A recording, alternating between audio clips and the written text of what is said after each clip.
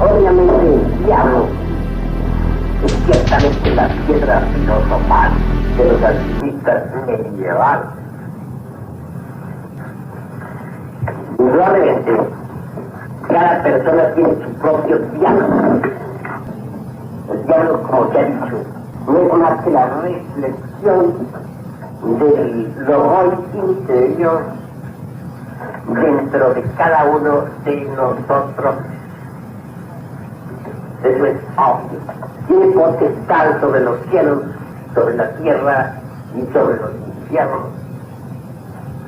Cuando se dice que da el diablo en el violín, quiere decir que captar, aprehender, capturar ese cuerpo manifestado, decíamos, del Cristo, Satán de los gnósticos, ese cuerpo propiciente, y ocuparlo, dijéramos, en el arte de hacer instrumentos musicales, darle forma a ese verbo en un instrumento para que resuene milagrosamente. Luego puede hacer una clara diferenciación entre lo que es el diablo y lo que es Lucifer. El diablo en sí mismo, como reflexión del Logos, en nosotros y dentro de nosotros mismos, es la piedra bruta que hay que labrar hasta convertirla en la piedra cúbica perfecta. Y ahí tenemos al pie ese par de columnas, la piedra bruta y la piedra cincelada. Lo que hay es que entenderla. Bruta cuando está sin lavar. El diablo, o sea, la reflexión del logos de nosotros, sin lavar, sin pulir, negra como el carbón. Es Satanás, en su aspecto más oscuro y tenebroso. Pero no es un Satanás antropomórfico, como que quiere hacernos ver la clerigalía. No, es un Satanás propio, particular. Pero cuando ya hemos conseguido la disolución del ego, cuando lo hemos reducido a cenizas, entonces esa piedra cúbica, esa piedra bruta, digo, se ha transformado en la piedra cúbica perfecta. Shekeli, Satanás, es ya Lucifer, el hacedor de luz.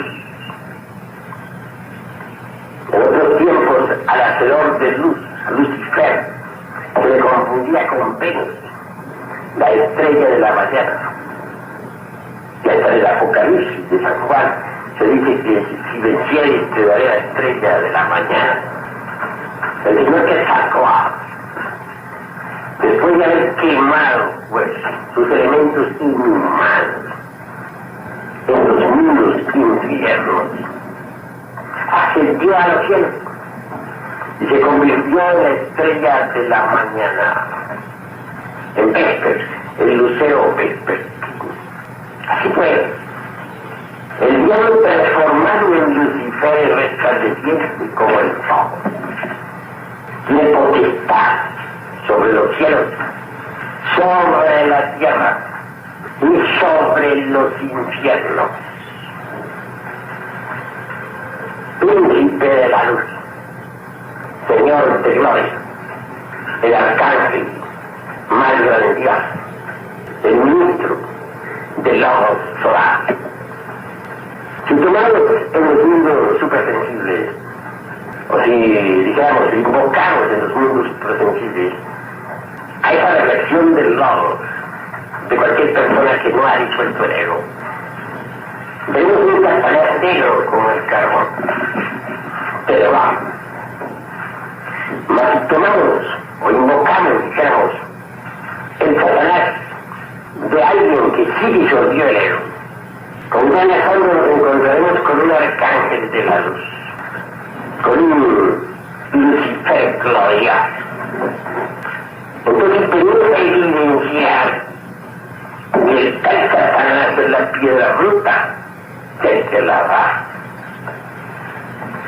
Para que los hermanos formen un poquito más de más conciencia sobre lo que estamos diciendo, conviene que Alvarino ponga ahí entre las dos columnas a la piedra bruta y a la piedra cúbica perfecta.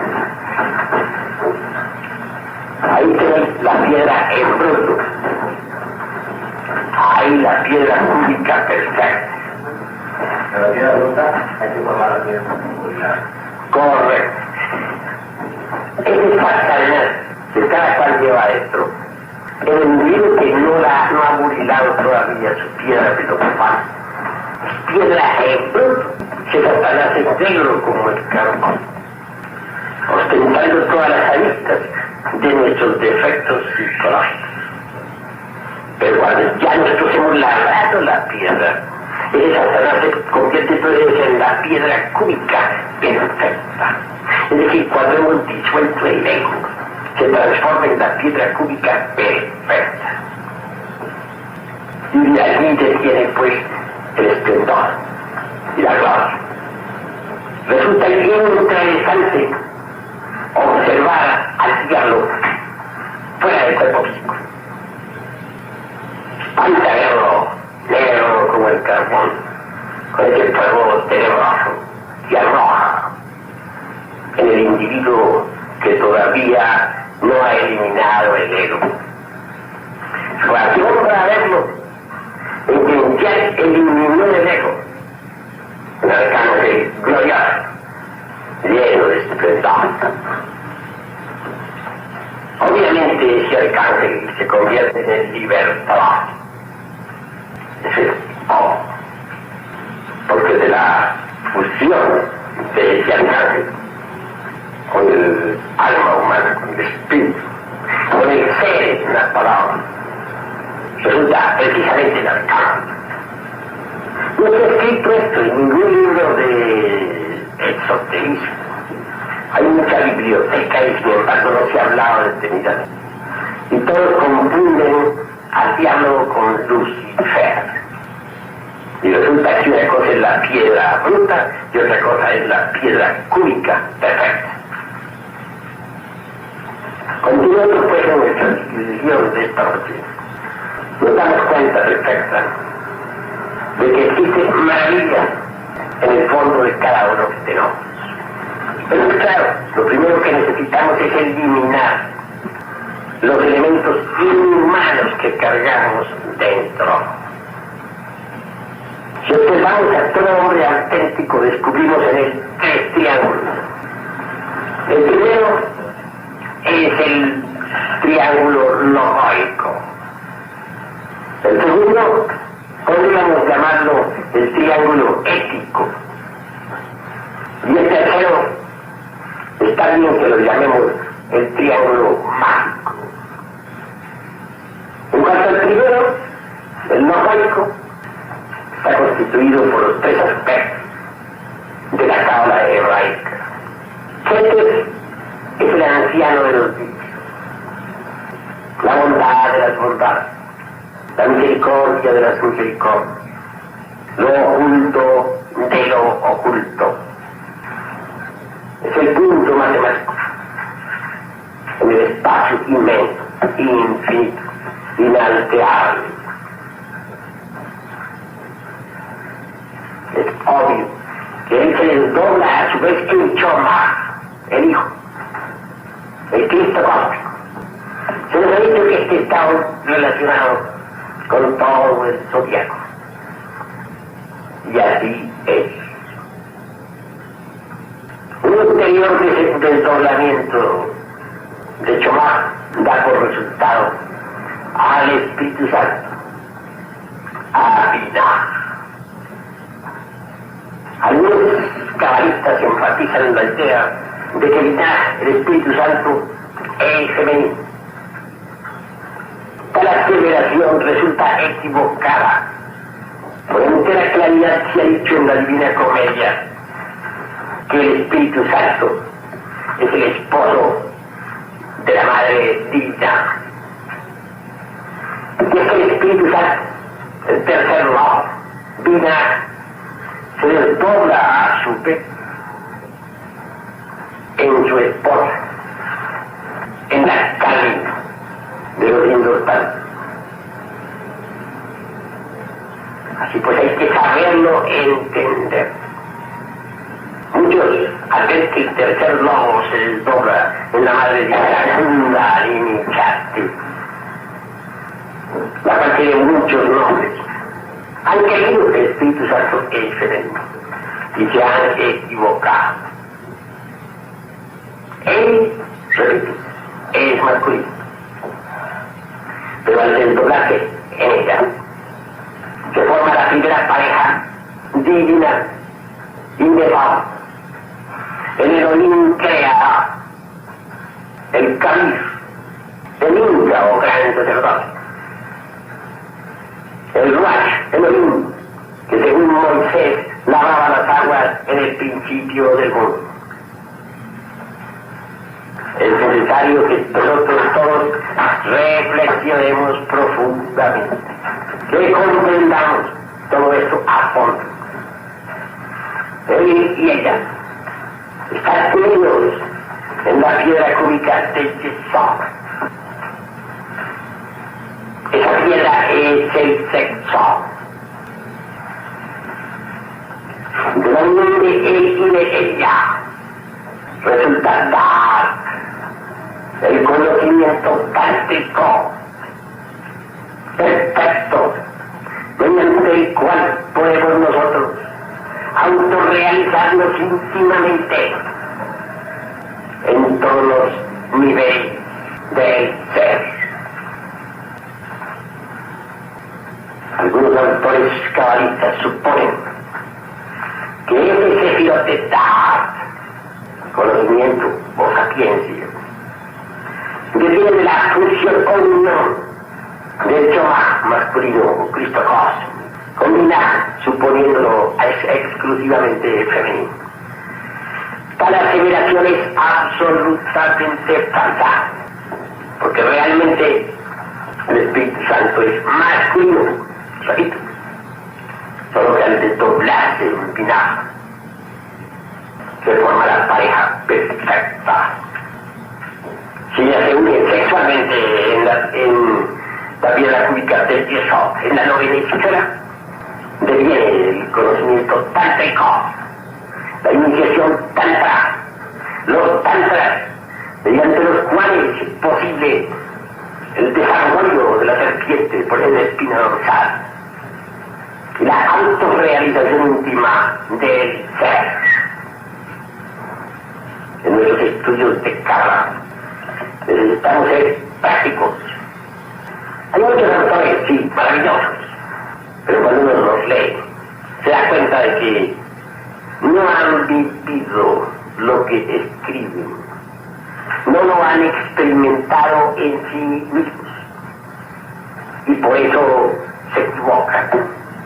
Yo conceptúo que uno debe escribir lo que directamente ha experimentado por sí mismo.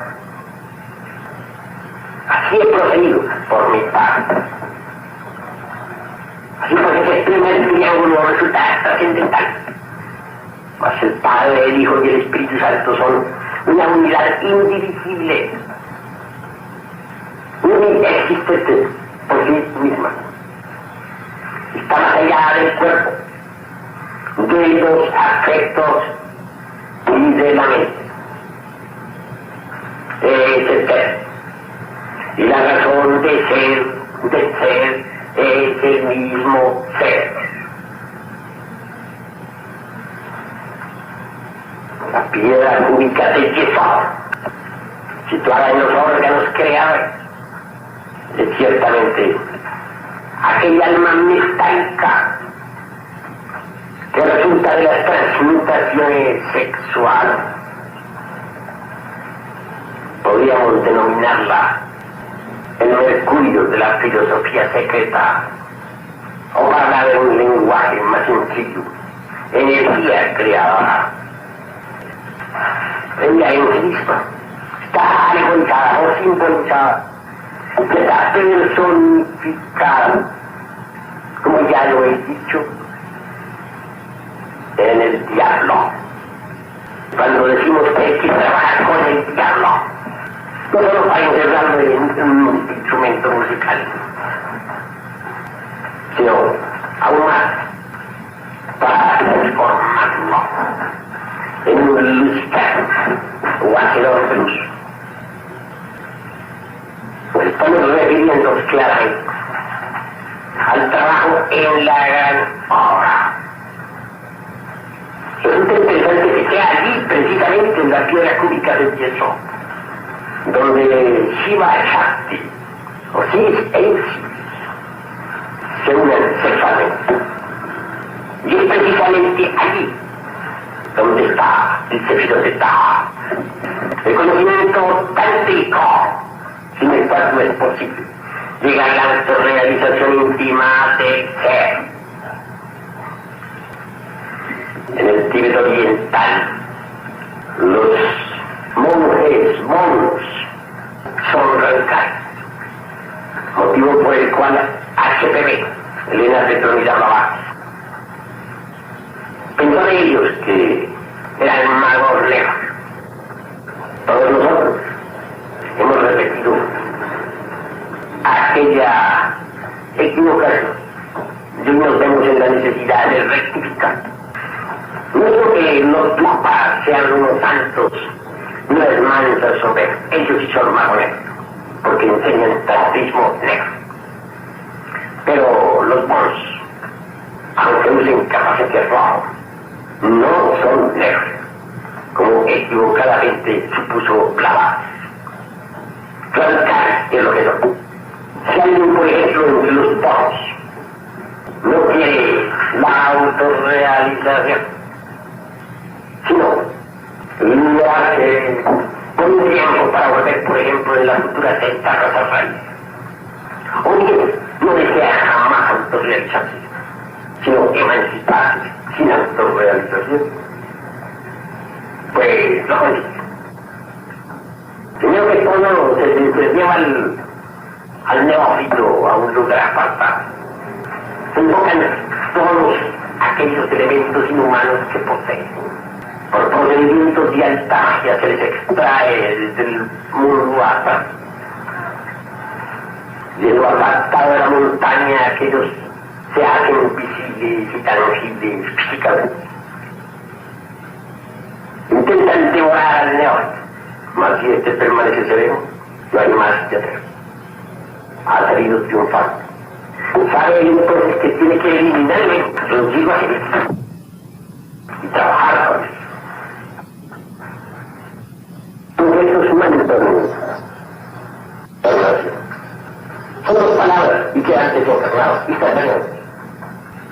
Resulta espeluznante ver al sacerdote Boros, vestido con su delantal blanco, lleno de cráneos, de huesos de muertos, y en su cabeza un turbante rojo, una mitra. Lleva en su diestra un puñal. En el momento en que el neófito pronuncia sus dos mantras de la fatalidad, su cuerpo cae muerto instantáneamente. Pero es entonces el neófito, sometido a grandes hordarías en los mundos internos, tiene que enfrentarse a los terrores de la muerte, tiene que soportar el huracán de su karma, tiene que salir victorioso en la prueba que el padre madre le pone,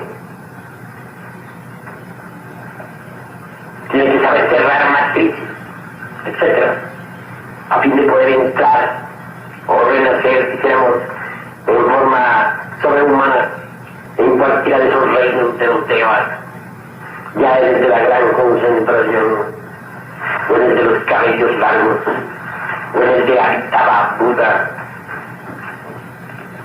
o en el de Maitreya, o en el de la suprema felicidad, etc.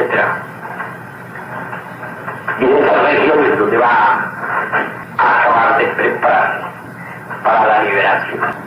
La madre divina Kundalini le auxilia, eliminando sus elementos inhumanos.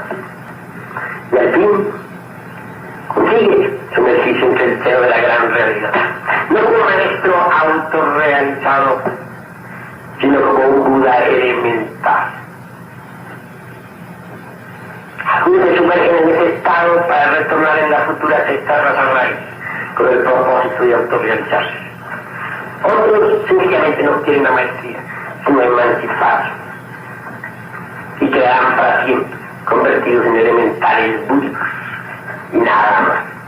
Pero felices, mas los que intentan liberarse, los que verdaderamente quieren, dijéramos, autorrealizarse, los que de verdad quieren convertirse en Mahatma o Hierofantes, es diferente. Tendrán que someterse a la iniciación tacta y luego a trabajar en la novena esfera. Se le enseñará todo el tantrismo, cómo despertar la serpiente y cómo levantarla por la espina dorsal, cómo abrir esos chakras, discos o ruedas magnéticas. Así pues, lo que sucede es que los monos son radicales.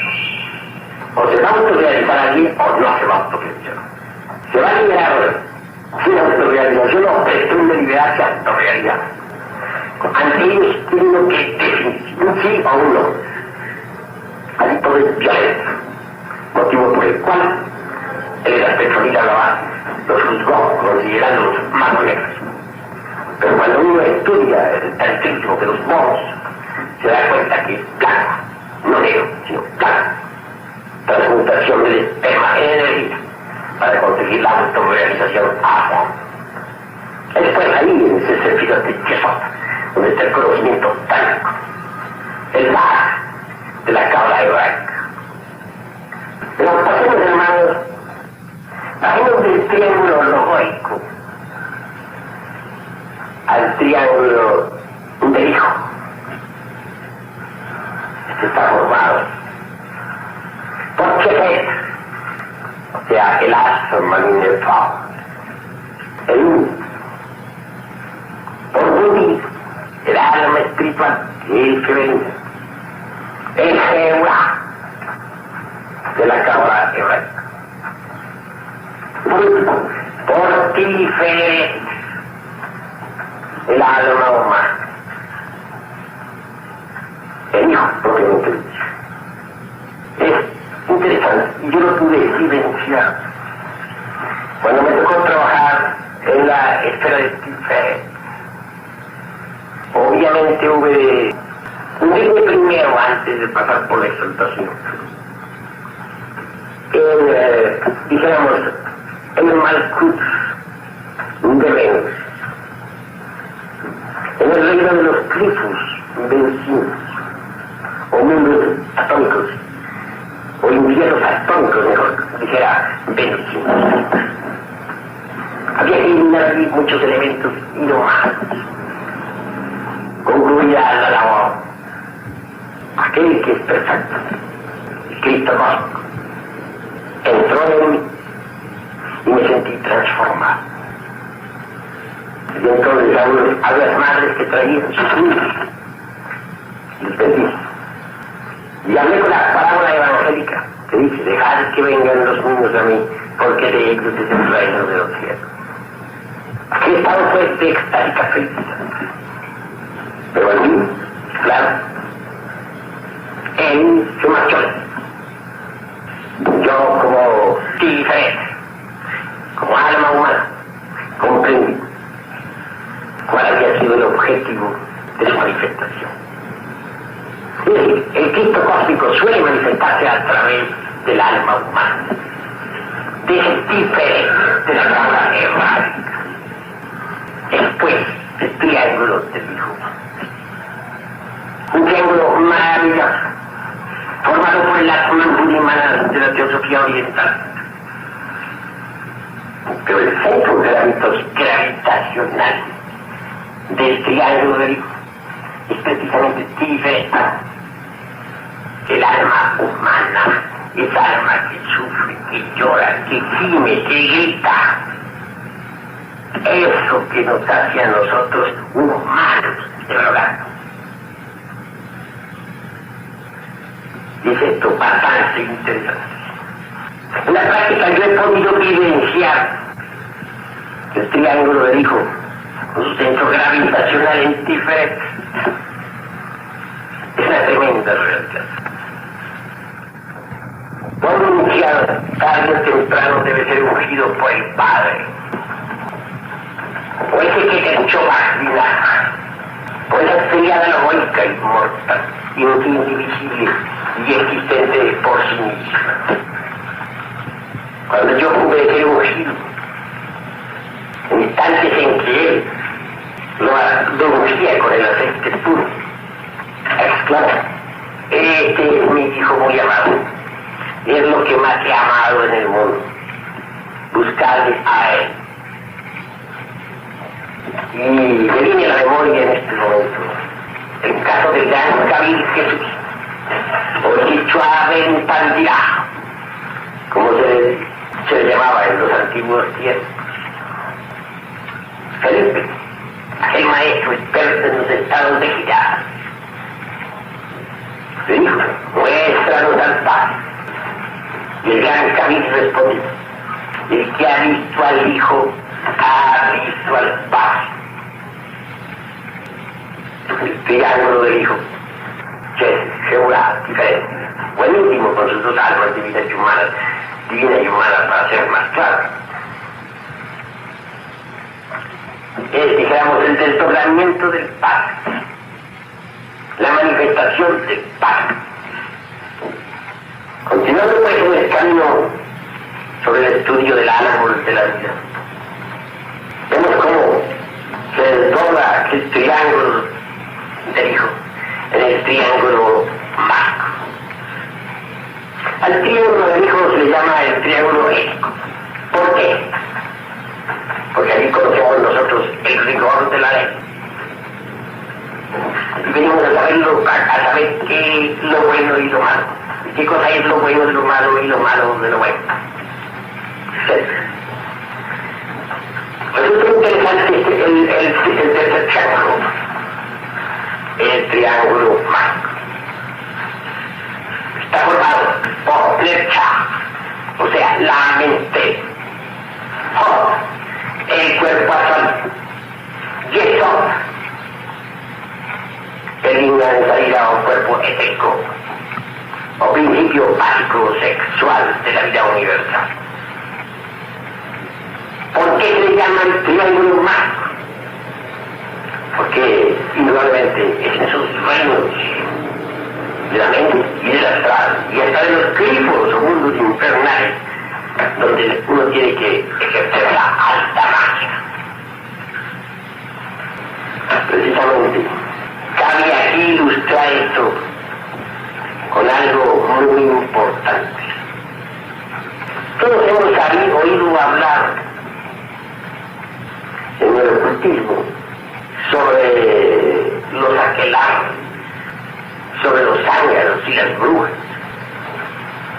Algunos miran eso como algo extraño, otros pueden sonreír un poco, pero la cruda realidad es que ciertamente esos aquelarres medievales, con las famosas brujas de la medianoche, tienen más realismo del que nosotros pensamos. Obviamente, esas canchonas, como se le dice en un lenguaje rigurosamente académico hispano, pertenecen al mundo, dijéramos, de los trifos, aquel reino de Malkut, o mundos infernales del Leviatán cabalístico. Muchos y bastante extraños se me hacía que esta María de la Altina, tan nombrada en antiguos conventos medievales, fue exactamente su gobernadora. Obviamente las tales brujas y antiguos aquelarres la denominan Santa María.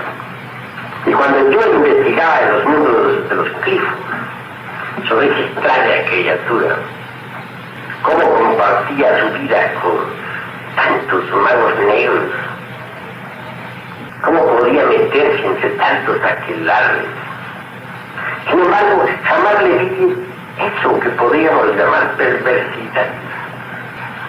Los tenebrosos de la mano izquierda, las criaturas sublunares, le rendían culto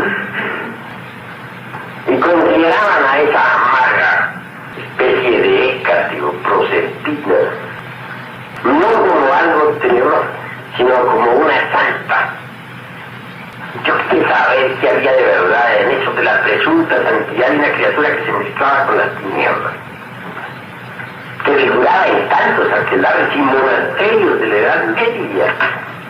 Porque ¿quién que se haya ocupado en estudiar viejos cronicones de la alta y baja magia del medioevo no ha oído hablar alguna vez de María de la Misticia? Se figuran tantos cronicones hoy escondidos entre el polvo de muchas bibliotecas. Claro, el asunto era enigmático. Yo tenía que aclarar. Y aclaré. Cuando precisamente en el mundo, dijéramos, de Tiferet, o del primer triángulo, o digo, del segundo triángulo, digo, invoqué pues a esa entidad. Para mi asombro me encontré con un maestro autorrealizado. Entonces comprendí. Se me había emanado de sí mismo a su bodhisattva. Y ese bodhisattva se educaba en el ejercicio de la magia, en el triángulo inferior o tercer triángulo, pasando por entrenamientos rigurosos, iniciando con los clientes, pero sin hacer mal a nadie. Después de eso, me puse en contacto directo con su bodhisattva, con María de la Misticia, claramente. Y cuando le invité a visitar el mundo del nirvana, con agrado aceptó mi invitación. Y cuando le fusioné con su real ser, con el maestro secreto, entonces sí, se trataba del bodhisattva de una galera. Una criatura que había logrado la perfección en la alta magia. Y que si bien vivía en el mundo de los grifos era para acabar de educarse o autoentrenarse psicológicamente, ejerciendo poderes tremendos y sin hacer mal. Obviamente estaba educada en la alta magia. Cuando uno observa esa criatura integrada con su real ser, se da cuenta de que es un mago blanco extraordinario, pero que conoce a fondo tanto los reinos de la luz como el mundo de Malkuth, o sea, el mundo de los glifos. Así pues, el tercer triángulo es el de la magia básica.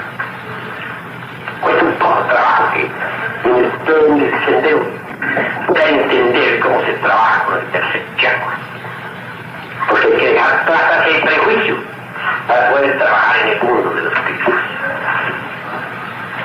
Pues ya, en la mente. Hot es el cuerpo astral. Y el Sot, indudablemente, es la novena esfera. Luego viene el reino de Malkuth, que es el mundo físico. Y lo que está dentro del reino del mundo físico, es decir, lo que está dentro de las entrañas de la tierra propiamente dicho, es Malkuth. Son los sacerdotes albertos, los vivos, los demonios, como se dice, las almas enfermas, los que sufren, los perdidos, aquellos que ya agotaron su ciclo de existencia y que involucionan en el cielo, o los ángeles caídos, los genios del mal. Esas regiones que existen dentro del reino de los glifos viven indudablemente a estos que se desarrollan en la alta magia y que auxilian a cualquiera que se arrepienta de sus errores y que anhele la luz. Así pues, cuando estudiamos el árbol de la vida, resulta bastante interesante. Vemos en primer lugar la sabiduría del Eterno. Los cabalistas se acomodan los distintos sefirotes de la cábala hebraica a los mundos Dicen que, por ejemplo, que el anciano de los días es un punto en el espacio, en fin, aceptémoslo eso como símbolo. Que Chomá está gobernado por el zodiaco resplandeciente. Y es verdad. ¿Qué diferencia? Digo, que el Iná está gobernado, dicen, por Saturno. Ahí llegamos a un punto donde tenemos que disentir. No quiere decir que no esté gobernado el Espíritu Santo por Saturno y que no exista una relación entre el Espíritu Santo con Saturno. Claro, pero no es todo. Porque no hay duda de que está relacionado con el mundo aquel de Júpiter en cierta forma. En cierta forma, pues porque tiene el poder, el trono. Con Neptuno, en cuanto que él labra las aguas de la vida. También se dice que Tífero, o sea, la mente, está gobernada por Venus. Y eso es todo. La mente está gobernada por Mercurio. Pero bien, vamos a ver el orden para poder entender. Miremos el segundo triángulo, ya que vimos el primero. Jefes dicen que está gobernado directamente por Júpiter y nada más, y eso es parte. El último es marciano, guerrero, luchador, tiene que estar peleando por su propia autorrealización íntima. Que tenga algo de influencia jupiteriana también es cierto, porque puede empuñar el cetro de los reyes. Pero que sea única y exclusivamente jupiteriano, eso es paz. Que sea el rigor, la ley, sea exclusivamente marciana, equivocación. Porque Gébula es un mundo público e intuicional, el mundo del alma espiritual que es femenina. Allí está el león de la ley, no lo niego. Eso sí es cierto. Pero ustedes saben que el león también tiene nobleza. Aquí en Gébula encontramos el rigor de la ley y encontramos la nobleza del león. Es un mundo del alma espiritual, un mundo lúdico o intuicional, es completamente solar. El mundo es diferente, el mundo del alma humana, o del hijo propiamente dicho, realmente está gobernado no por el sol como pretenden los cabalistas, sino por Venus. Por eso es que Cristo es crucificado un viernes santo. Y eso es algo que debe ponernos a meditar. En cuanto a la mente, que se diga que esté gobernada por Venus es falso. Bien sabemos que la mente es mercuriana, que Mercurio da la sabiduría, que Mercurio da la palabra, etc. La mente es, pues, mercuriana. Y si defendemos un poco en el mundo de los dioses, llegamos al astral. Este final, algunas tribus, por ejemplo, de las selvas más profundas, en el Amazonas, dan a sus gentes, o usan unos brebajes especiales. Tales brebajes los administra el Piachi.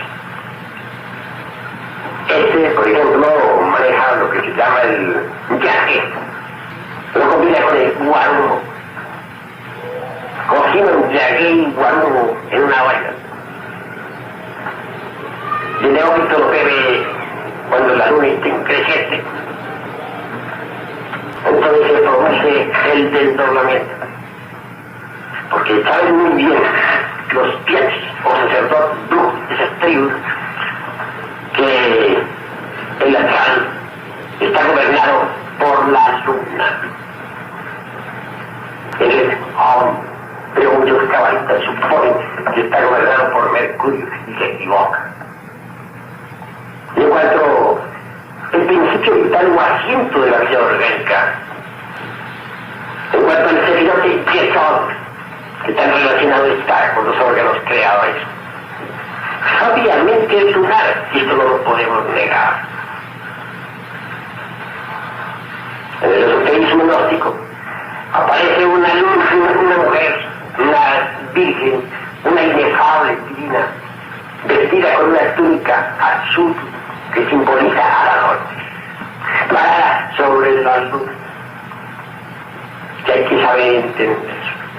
Esa luna representa al céfiro cheso, es decir, a la fuerza sexual. Y en cuanto a la túnica de ese color, representa la noche, en que se desarrollan los grandes misterios de la vida y de la muerte. Significa eso, que solamente en la noche se debe trabajar con la energía creada del tercer logos, jamás en el día. Es decir, el trabajo del laboratorium del Espíritu Santo solo debe ser en las horas nocturnas. El Sahaja Maituna, hablando en otros términos, solo debe practicarse entre las tinieblas de la noche. Porque el día, el sol, es el opuesto de la generación. Eso es claro. Ya les explicaba a ustedes el otro día que si uno echaba, por ejemplo, una gallina con sus huevos a la luz del sol para que los empollara, pues aquellos no lograban ser empollados, y si salía algún polluelo, moría, porque el sol es el enemigo de la generación.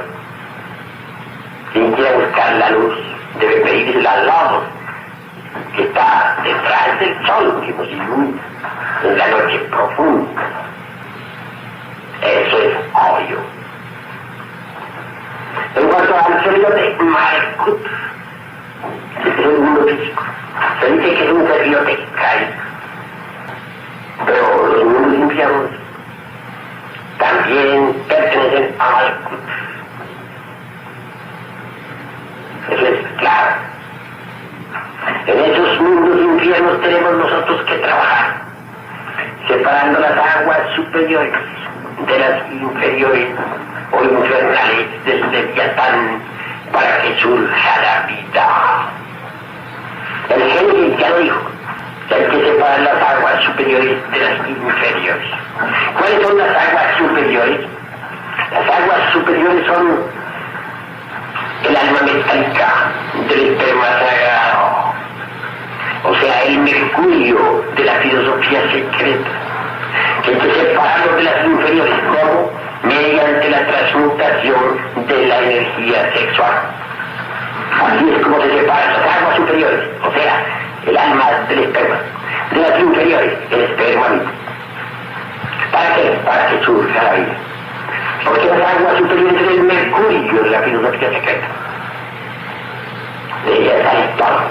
Con ella se pueden crear los cuerpos existenciales superiores del gas. Con ella se puede elaborar el oro puro. Con ella se puede transformar radicalmente el ser humano. Esas aguas superiores es el mercurio, tal vez que está alegorizado por la figura del diablo. Pero hay que transformar el diablo en Lucifer.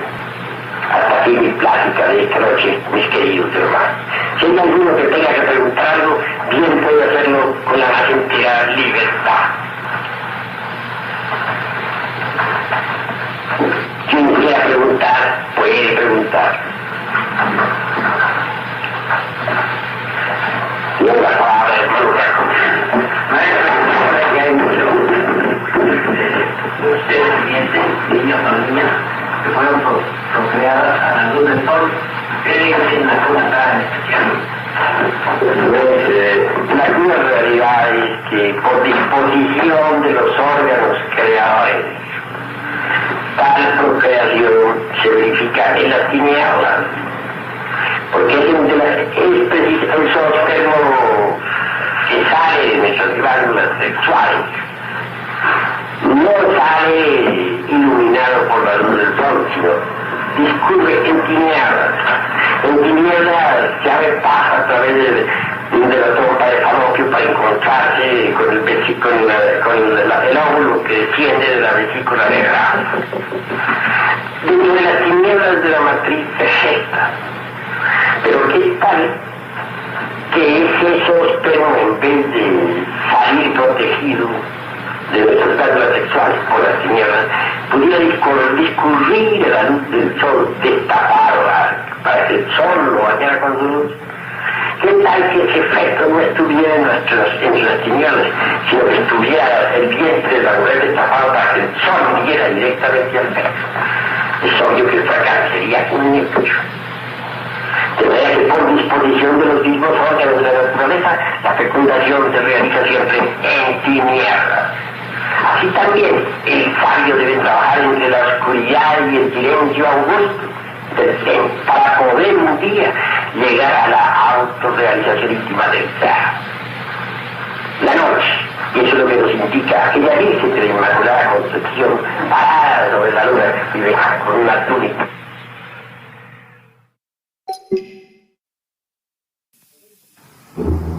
Podemos utilizar la clavícula de Salomón exclusivamente para invocar a las entidades peligrosas, o también se puede utilizar para invocar a la entidad divina. Uno con la clavícula de Salomón puede invocar a los ángeles, dioses ángeles. En la Edad Media se utilizaban las clavículas para invocar a Lucifer. Claro, se necesita tener mucho valor para hacer un tipo de invocaciones de esa clase. Muy peligrosas, puesto que el individuo no tiene todavía la estructura de un adepto, de un mago. Y ante una cuestión de esta le sucede lo que le sucedió a ese buen amigo. 3 días después moría. Y no está de más en estos momentos volver a recordar lo que sucedió en Costa Rica. El caso de aquella mujer ramera vivía en estado de ebriedad, de cantina en cantina. Y aunque resulte un poco grotesco repetir sus palabras, pues para bien de la gran causa conviene repetirlo. Ella decía, pues, yo diariamente, perdonan ustedes la expresión, me acuesto con tantos, 14, 15 hombres, 20. Y decía más, y decía, me apareciera el diablo en persona. Pues estoy refinando las palabras, no estoy sacándolas totalmente por ser demasiado vulgares. Pues con ese también me acostaría. Bueno, cuentan, lo sabe todo el mundo, un pueblo de Costa Rica. Ciertamente, un día de esos tantos llegó a visitar a la tal mujer un aparente marino. Naturalmente, la requirió de amores y también se acostó con él. Después de que aquella mujer, pues, hubo realizado el acto sexual con el marino en cuestión, se sentó en el umbral de la puerta de su horrible apartamento. Allí, sentada, contemplaba el paisaje, panorama, las gentes que iban y venían, etcétera, etcétera. De pronto sintió que alguien le llamaba. Era el marino. Él le dice, tú no me conoces. ¿Crees que me conoces? Porque dormiste conmigo. Pero estás equivocada. No me conoces. Vuelve a mirar hacia adentro para que me conozcas. Se le vuelve a mirar. Y ve que ve a Lucifer, convertido en un verdadero diablo, terrible como lo pinta la mitología por ahí, con todos sus horrores cardenales. La mujer cayó instantáneamente privada. 3 días después moría en el hospital. Dicen los que la vieron, y de aquel apartamento salía azufre. Durante algún tiempo las gentes no quisieron volver a pasar por esa casa. Claro, ella antes de morir contó su historia, alcanzó a contar a algunos, pero no resistió, murió. ¿Qué sucedió? Pues el propio Lucifer de ella, que estaba tan horrible, es claro que intervino para bien de ella misma. Posiblemente, yo no digo posiblemente, sino que eso es obvio. Fue enviado por el anciano de los días, por su propio padre de ella, en secreto. Y actuó, se materializó físicamente. Claro, la lección para esa mujer fue terrible. Desencarnó. Podemos estar seguros de que cuando esa mujer vuelva a tomar cuerpo, cuando regrese, ya no volverá jamás a caer en la prostitución. Hasta es posible que sigan haciendo de castigo. Pues la lección que recibió fue bien maravillosa. Es decir, se ve que su padre, que tiene un secreto, resolvió hacerle una operación quirúrgica. Sí. Para eso se valió de esa parte del sol, que se llama Lucifer. Hasta puede esa mujer más tarde venir a agarrar el camino. Venerable, Sí. y entonces para blanquearnos, Lucifer, ¿qué podemos hacer? Destruir, reducirlo a polvo, a cosa. Hay necesidad de vestirlo de blanco. Más aún, hay necesidad de vestirlo con la púrpura de los reyes. Debemos sentir piedad por nuestro propio Lucifer. Y si él a veces se enerva, Él da impulso sexual a todo el mundo. Hay que saber aprovechar ese impulso. ¿Cómo? Clavando la lanza en su costado. Recuerden ustedes que los Luciferes es escalera para bajar. Y recuerden que Lucifer es escalera para subir. Léanse en la Divina Comedia y hallarán amplia ilustración sobre Lucifer en la novena esfera. el Dante, la chica. Maestro, ¿cómo dice usted que Krishnamurti no tiene completamente nada de ego? Cuando en realidad todavía, aún después de la tercera montaña, quiero decir, después de la segunda montaña, todavía el maestro tiene que continuar ejecutando trabajo para conseguir la perfección. Y antes de conseguir la resurrección tiene que trabajar en los infiernos de los distintos planetas, desintegrando, digamos, gérmenes de egos. Krishnamurti, señor Krishnamurti, es un alma muy antigua, pero realmente, a pesar de que no tiene lo que se llama ego, no ha conseguido la resurrección, porque le falta algo. Obviamente debe bajar a la novena esfera a trabajar.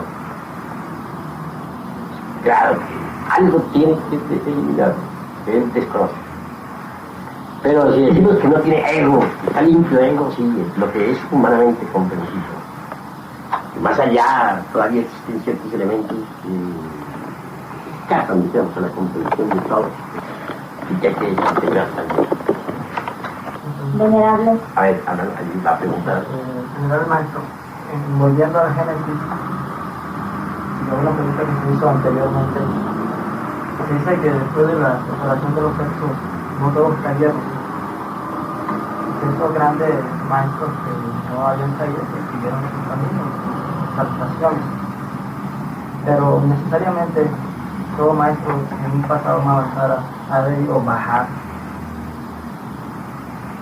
O necesariamente siempre se produce la caída para el cielo.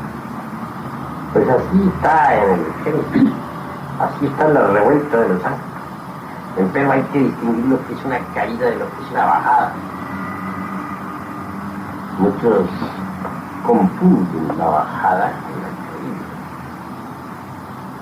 Como en ambos casos desciende el iniciado, son los infiernos, al noveno círculo dantesco, a trabajar con el fuego y el agua, origen de mundos, bestias, hombres y dioses. Entonces se presta, dijéramos, a muchas interpretaciones. Pues no hay que confundir jamás una caída con una bajada, son diferentes. Y siempre se dan en todo Génesis las bajadas y las caídas. O sea que siempre se procesa el error, digamos, así de Sakaki. Bueno, Sakaki no se procesa en todos los casos. El arcángel Sakaki se equivocó aquí en este sistema solar, en este planeta Tierra. Pero ese es un caso de punto y aparte. Sí, maestro, o sea que no refiriéndome no a Sakaki, siempre se presenta el mismo drama, no fue Sakaki, fue otro, siempre se produce la caída. En todo el universo naciente hay bajadas y hay caídas. Los Elohim deben bajar, y algunas veces caen. Pero en todo caso necesitan descender, expandirse, descender, para poder después ascender, subir victorioso. Es decir, todo ascenso va precedido de un descenso. Toda exaltación va precedida de una espantosa y terrible humillación. Si no, ¿dónde estaría el mérito?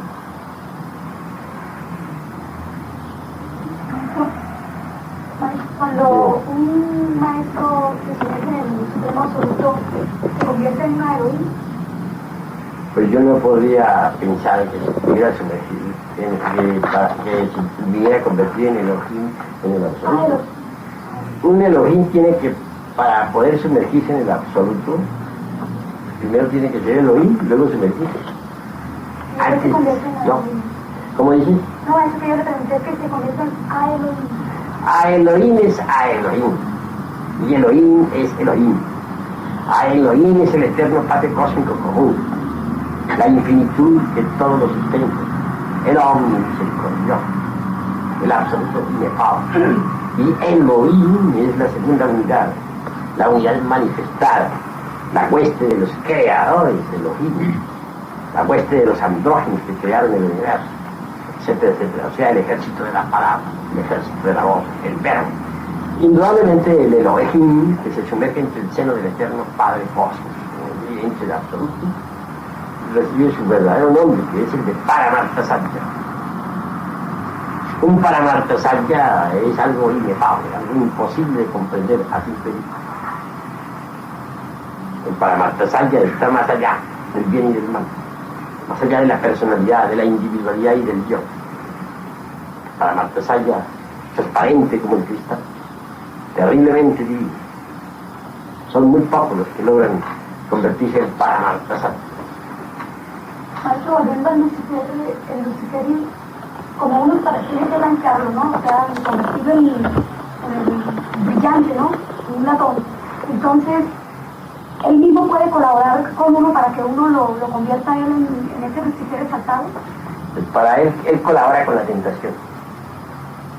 Y si no, ¿de qué otra manera podría colaborar? Cuando la tentación es fuerte, pero el triunfo sobre la tentación es luz. Si uno vence la tentación, pues vence al Lucifer. Al vencerlo sobre por el mismo cuerpo de Lucifer, sobre las espaldas de él, triunfa uno, sube. Recuérdense ustedes que en la Divina Comedia del Dante Alighieri y Virgilio bajan por el cuerpo, por las costillas del Señor Lucifer, y suben por las costillas también del Señor Lucifer. Que Lucifer es escalera para bajar, Lucifer es escalera para subir. Si vencemos la tentación, subimos por las mismísimas espaldas de Lucifer, y eso es lo que quiere su Lucifer. Él nos pone la tentación para que nosotros podamos subir. Vean ustedes a Cristo disfrazado como Lucifer. Cuán grandioso es Christus Lucifer, cuán grandioso, poniéndonos la escalera para que subamos. Venerable, dice usted que Krishnamurti ha envejecido, pero cuando el ave fénix resurgió de las cenizas, Krishnamurti montó en él y se elevó. No digo nada. Yo a Krishnamurti le falta algo, no le faltará, solamente lo sabe, le falta. Yo digo que le falta bajar a los mundos. Bueno, ese es mi concepto. Otros pueden pensar diferente. Maestro, y leyendo el libro de Krishnamurti, el Bhagavad Gita, ahí se ve, es muy profundo, pero se ve que no bajó a los mundos infiernos.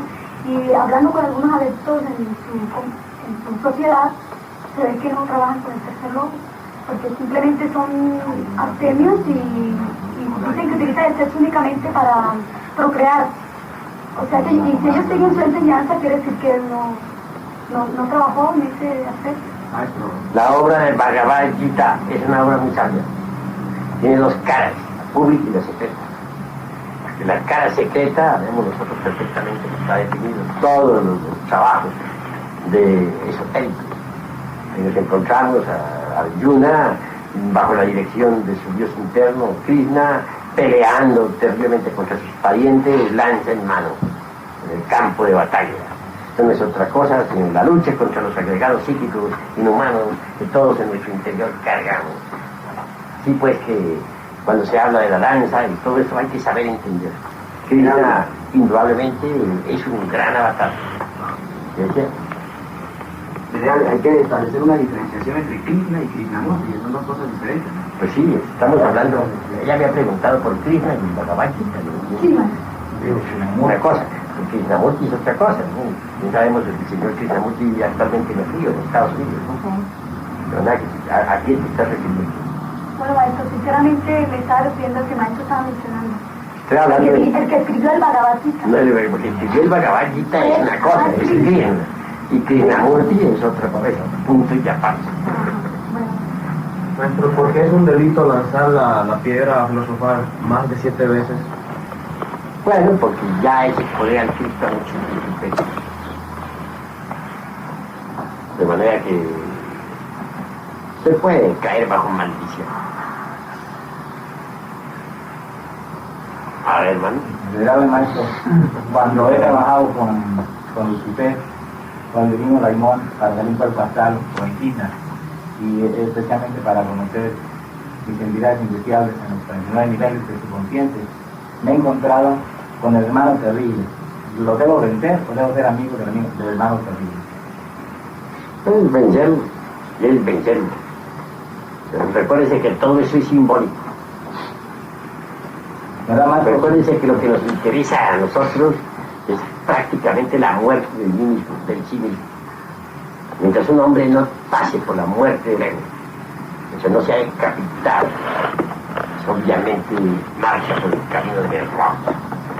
Para algo nos interesa el señor Lucifer, porque nos sirve de escalera para subir. Y eso es todo, y es desde ese punto de vista interesantísimo, importante, y es lo que en esta cátedra especialmente nos debe interesar. Me refiero específicamente a esta cátedra. La muerte del ego animal es fundamental. A ver, hermano.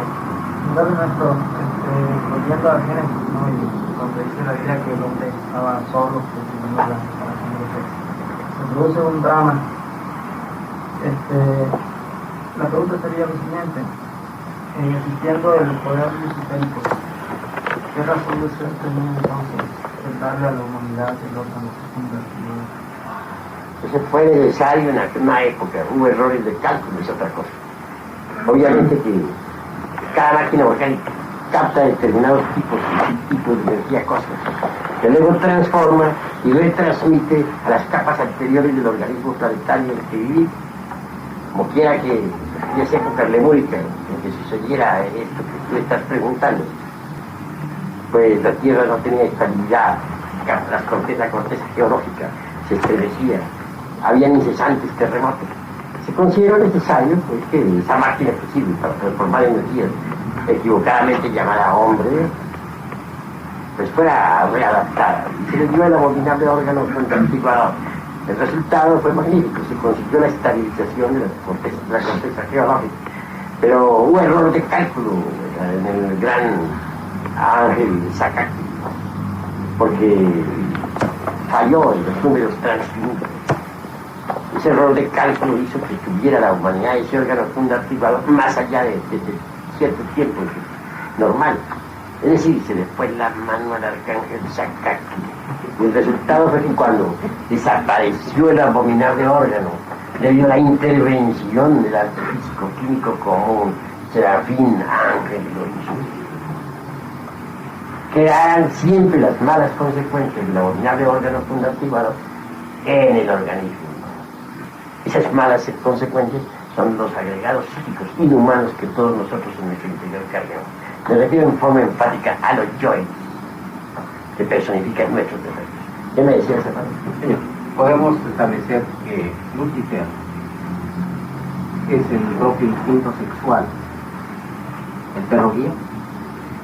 ¿El qué? ¿Perro guía? Sí, mirado desde ese punto de vista. En el fondo, Lucifer es la reflexión del logos de nosotros.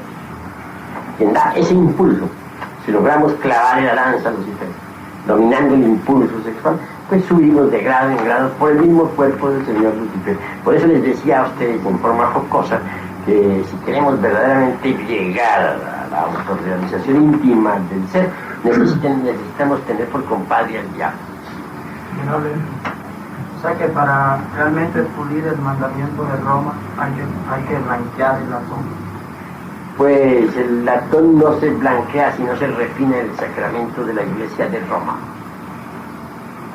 Se refina el sacramento de la Iglesia de Roma, se blanquea el latón. A condición de trabajar sobre los agregados psíquicos inhumanos en nuestro interior cargan para destruirlos con la lanza de Longines. Maestro, sabemos que un maestro es, por decirlo así, rey de la naturaleza, y que los elementos, por ejemplo, como los gnomos y pigmeos de la tierra, le obedecen al maestro.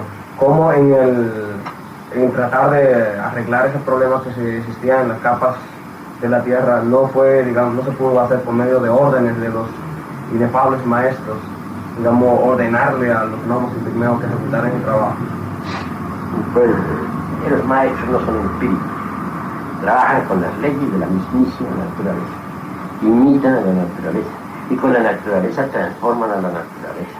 Así está estipulado en Saint-Beuve, el gran alquimista medieval. Así que es inevitable que no se pueden quebrantar leyes. Hay que usar las mismas leyes para poder organizar la naturaleza. O sea, que eso hubiera sido casi como si un salto que hubiera dado la naturaleza. Sería empírico lo que tú estás diciendo. Hay que trabajar de acuerdo con las reglas según arte. La naturaleza transforma a la naturaleza y obedece a la mismísima naturaleza. El alquimista tiene que saber imitar a la naturaleza si es que quiere triunfar. Por ejemplo, si alguien quiere crear los cuerpos existenciales superiores del ser, si no los tiene, tendrá que trabajar en la noche, en la novena esfera. No en el día, ¿por qué? Porque en el día los rayos solares interactivos son ellos perjudiciales para toda generación. Póngase unos huevos de gallina, por ejemplo, a la luz del sol, que la gallina los empolla, a ver si salen los polluelos. Pero si se coloca el nido de la gallina en las tinieblas, de allí saldrán los polluelos. Siempre hay que trabajar con las reglas mismísimas de la mismísima naturaleza, no en forma empírica. Todo tiene sus ciencias y los maestros tienen que actuar de acuerdo con las reglas de la ciencia, según arte. Maestro, ¿la verdad que Lucifer se puede utilizar para hacer pactos para conseguir dinero? Mi padre, cuando yo estaba pequeña, me contaba que un día había ido a un monte y había cogido un gato y lo había echado a hervir vivo en una vasija de cobre, y que luego tenía que salir con esa agua, huir y pronunciar una palabra y luego salir a un camino en cruz y pasar con una pluma en la boca, y ahí se le apareció Lucifer y descargar la pluma a Lucifer. Entonces que el Lucifer le decía que le pidiera lo que quisiera y que él pues que le quería pedir riqueza. Entonces Lucifer se puede utilizar para esas cosas. Claro que él no lo alcanzó a hacer completo porque se asustó. Pues la realidad es que las gentes con esas operaciones de magia negra lo que hacen es invocar a los demonios, pero no a Lucifer. No, Lucifer. No, Lucifer no. Él no se presta para esas cosas. Él es la reflexión del Logos, del Cristo mismo dentro de nosotros. El Christus Lucifer es sagrado. Cuando mucho nos provee de la tentación, y eso para nuestro bien. Sí, hermano. ¿Cómo podríamos nosotros diferenciar, digamos, al yo sensual del impulso luciferino? ¿Del qué? El impulso luciferino, Lucifer. Pues despertando la conciencia. Los dormidos no saben de las cosas. Dormido está y confunde la gimnasia con la magnesia. Una ilusión de veces. Claro. Bueno, además. Eso disculpe, como disciplina se puede, digamos, normalizar que uno haga preguntas de tercera cámara, porque muchas veces si somos instructores y estamos haciendo preguntas de primera cámara, se puede como disciplina ir normalizando este criterio. Pero estamos en tercera cámara. Yo entiendo que las preguntas que se están haciendo son de tercera cámara, ¿no? Como hemos oído preguntas de primera cámara, entonces le hago la pregunta. Si se puede hacer preguntas de primera, de segunda o solo exclusivamente de tercera cámara. Pues volvemos otra vez a la cuestión consciente. Este grupito, aunque esté en tercera cámara, todavía no está despierto.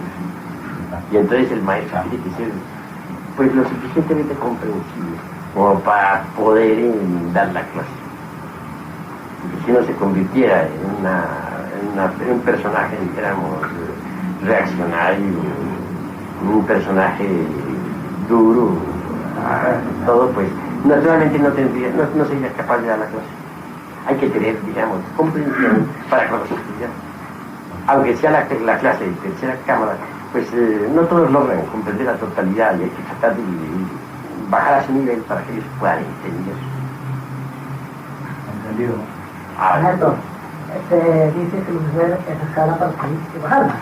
Y entonces, ¿qué sería de nosotros si él no existiera? Pues sería inconcebible la existencia también de esa persona. Si Lucifer no existiera, tú no existirías. Para que tú existas, se necesitó de un impulso sexual.